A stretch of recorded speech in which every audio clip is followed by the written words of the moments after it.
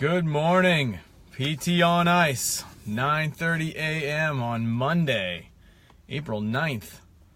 Man, huge weekend, huge busy weekend.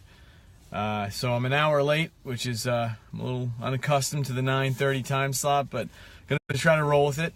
Main reason why is because I had to catch a flight, had to get back here into Jersey, and well, we're not quite in Jersey yet, but figured I would just kind of roll with this. Good morning, everybody. Thanks for signing on. So, going to kind of get the clock started and get going. So this morning, I figured what I would do, and welcome to the mobile studio. Like I said, we just got on the ground in Philly, my daughter and I, and you know, we're a little bit outside the city, so I figured this was a good time to stop and get a cup of coffee, a little bit of breakfast. So any minute now, I'll have my co-pilot back, and then we'll get back on the road. But I thought what I would do today is really just take a bit of a pause and recap. And I apologize for my my red eyes and feeling a little bit run down and maybe not making sense of everything. It was a long night of flying. But so the main takeaway I think that I wanted to sort of drive home was that this weekend overall was just a really great opportunity for a lot of people who are trying to get into this space to kind of engage. And there's lots of different evidence of that, and I thought that was super cool, and it was worth just kind of taking 30 seconds and pausing and kind of talking about. So obviously we had the ice sampler, and that was really cool. It was really fun. So for me, it was just kind of an in and out type thing. I had another family commitment, so I literally flew in, did my thing, and pretty much flew out. And the team and all the participants were super gracious with my my need to kind of make a quick turnaround. So that was a big deal, and it got a really good chance for me and Allie both to give some time presenting this, and so that was cool. Very well received, good conversations afterward, and really tells us that people are getting this population health idea or this health facing practice concept. All the while, in New Jersey, there's another whole group going on, and kind of part of many of them, if not all of them, parts of the APHPT, who are going out and in the New Jersey Spring Conference, under the leadership of Mark Rubenstein, who kind of put on this, this health-facing, population health-based, theme, I guess is what you'd call it.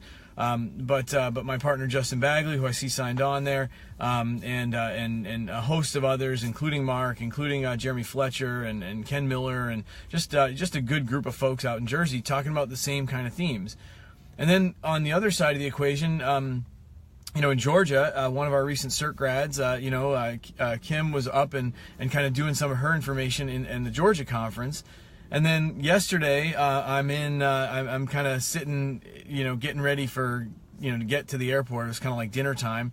And I get this great tweet that I mentioned in from Nicole Stout, who was, sort of connecting myself and Perry to a group who are doing, obesity prevention, I guess, and treatment when necessary, and looking to try to kind of counteract that. And then, of course, there's this other whole thing that's coming around the corner very quickly, which is the live session with APTA on our second webinar, or I guess it's, our live session on the webinar itself, which is right around the corner. And if you haven't seen that, that's another really great, resource. And then on top of all of that, now it's like time for us to gear up with the Rising Tide, which is going to be happening in September.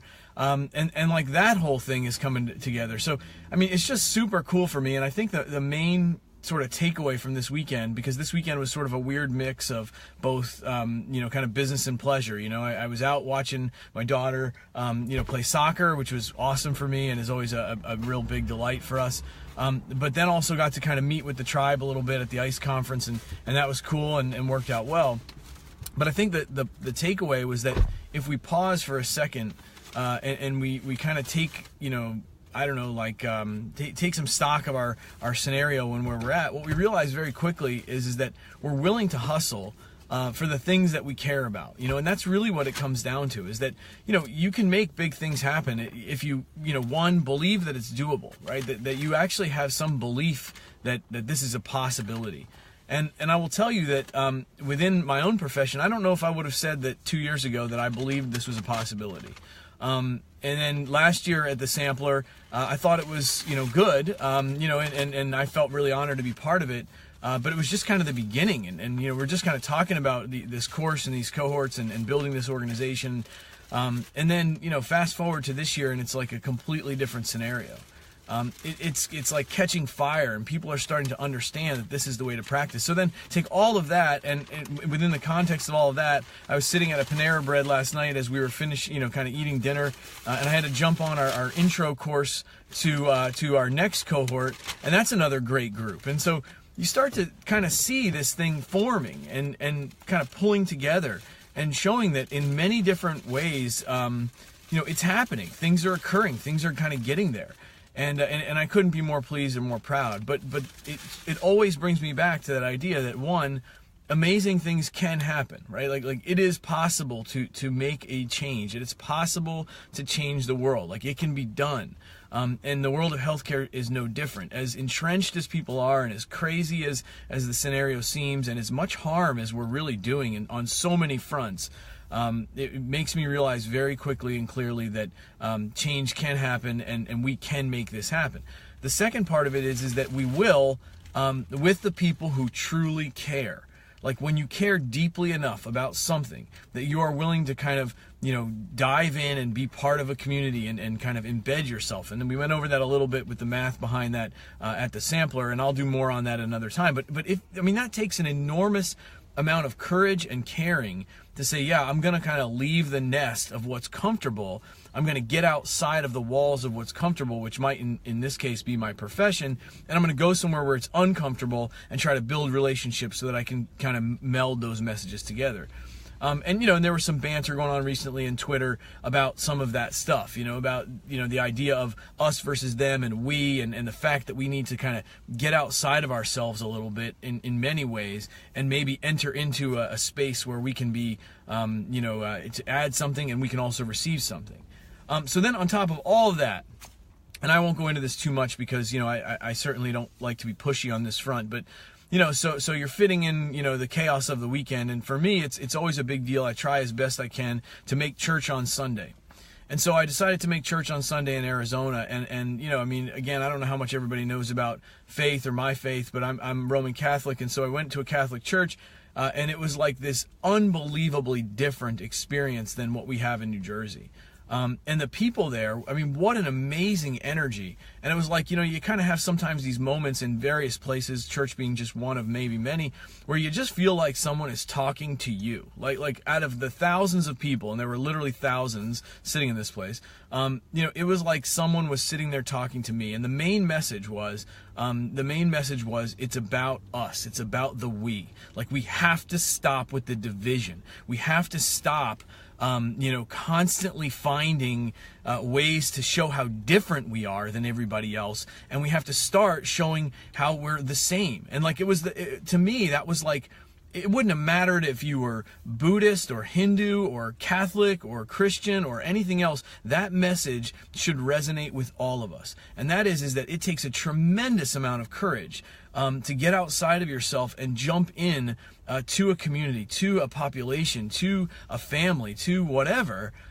outside of what you think is normal and comfortable. But if you do it, if you care enough, if you're willing to sort of sacrifice and care enough to get outside of your own comfort zone and embed and get involved deeply, and kind of blur those lines of what makes us all different and what makes us have reasons to not like each other, and make it more about what makes us likely to be like each other, and make, kind of find the human piece of this, the common ground, that anything can be done, that we can make major, major change. And I guess I think that's really the message, is that, for me, like, flying overnight and being on a red eye and, kind of racing around, like, that's not my idea of fun. But to be perfectly honest with you, I would do it 100 times in a row if it meant a couple of things could happen. If it meant, one, I could sit and watch, one of my kids do something that they love, and have the ability and the wherewithal to be able to pull that off and be able to afford it. It's not cheap to fly across the country and spend a few days watching soccer. But to be able to do that, that's big for me. Secondly, like, to be able to do that and connect with a bunch of people who are really serious about trying to make change, that's huge. and look back, from not even a year to the last sampler and see how far that this whole group has come.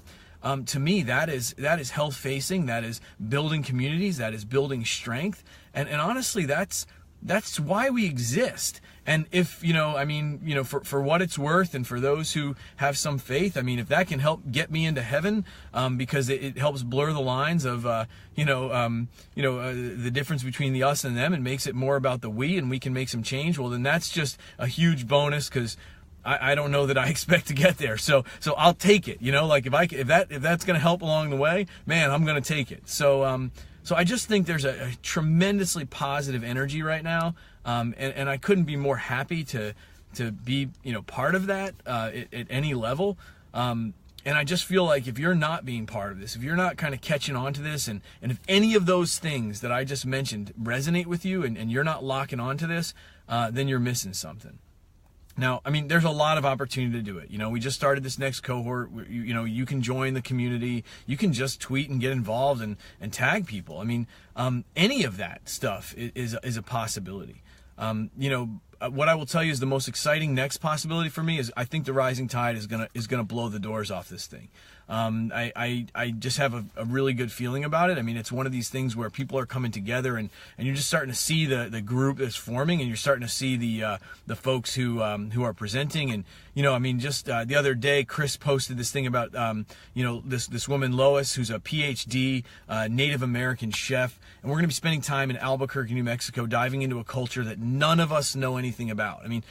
How much courage does that take to put ourselves into the complete unknown, but yet to do so in a very humble way that says, look, we want to learn from you so that we can bring this back to our communities, the ones that we're embedded in. You can see how the dots connect. And I guess I just would say that they do. They connect, and they're really starting to turn into an amazing shape. So, I don't know if this makes a whole lot of sense today, but I just wanted to really say thank you to everybody for kind of helping this build. It was a real dawning for me this weekend, exactly how far we've come. Now, we've got tremendous way to go, and please don't get me wrong, we've got a lot to get done. But we're getting some traction. The wheels are spinning, and we're starting to get some traction. This thing is moving. So thank you for that. Thank you for bearing with me this morning with my red eyes and my tired body. And thank you to Ice Physio for lighting that fire and keeping burning this thing. Because in many ways, without this channel, this communication, and quite honestly, the openness of Jeff and Alan and the crew, and all of the folks who are on faculty there, without that willingness, to sort of be there and be a part of it, I don't think much of this happens. So lots of thank yous this morning from a tired guy with some red eyes and some miles under my belt. But it's because it's worth it. It can be done, and it's worth it. All right, I'll leave it there. 2 minutes and 29 seconds early. I think I've said my piece. Most importantly, it is Monday. It's going to be a tired week, at least for me, but it is Monday. Make it count.